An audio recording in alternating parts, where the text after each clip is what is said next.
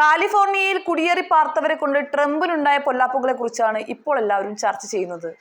അതേസമയം മറ്റൊരു രാജ്യത്തു കൂടി ഈ വിഷയം തന്നെ ചർച്ച ചെയ്യുന്നുണ്ട്. വേറെ എവിടെയുമല്ല, ബ്രിട്ടനാണ് ആ രാജ്യം. കുടിയേറ്റം പ്രധാന ചർച്ചാ വിഷയമായ ബ്രിട്ടനിൽ കുടിയേറ്റ നിയമങ്ങളിൽ കൊണ്ടുവന്ന മാറ്റങ്ങൾ ഫലം കണ്ടു തുടങ്ങുന്നതായ റിപ്പോർട്ടുകൾ നേരത്തെ തന്നെ പുറത്തു വന്നിരുന്നു.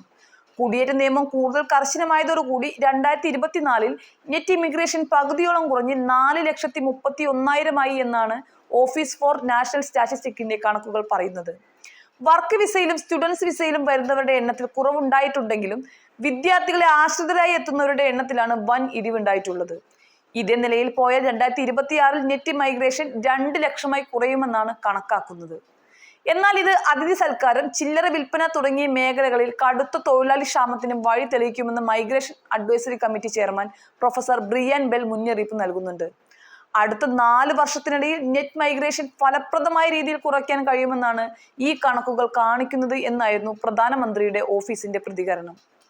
മാറി മാറി വന്ന സർക്കാരുകൾ നെറ്റ് ഇമിഗ്രേഷൻ കുറയ്ക്കാൻ പരമാവധി ശ്രമിച്ചിട്ടും വിജയിച്ചിരുന്നില്ല. ദീർഘകാലം താമസിക്കുന്നതിനായി UK വരുന്നവരുടെ എണ്ണത്തിൽ നിന്നും UK വിട്ടുപോകുന്നവരുടെ എണ്ണം കുറച്ചുള്ളതാണ് നെറ്റ് മൈഗ്രേഷൻ.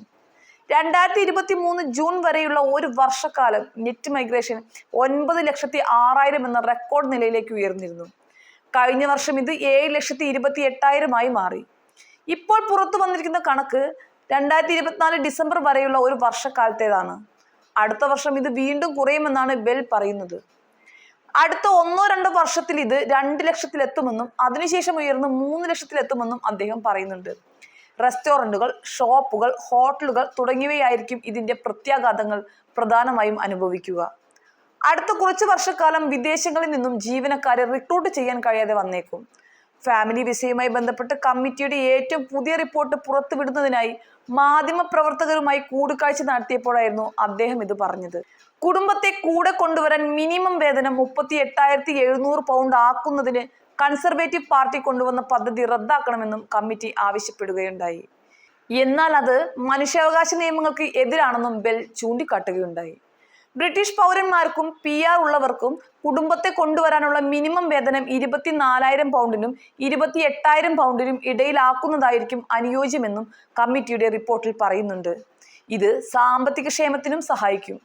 വേതന പരിധി 24,000 പൗണ്ടാക്കി കുറച്ചാൽ നെറ്റ് മൈഗ്രേഷനിൽ 1 മുതൽ 3% വരെ മാത്രമേ വർധനവ് ഉണ്ടാവുകയുള്ളൂ എന്നാണ് ബെൽ പറയുന്നത്.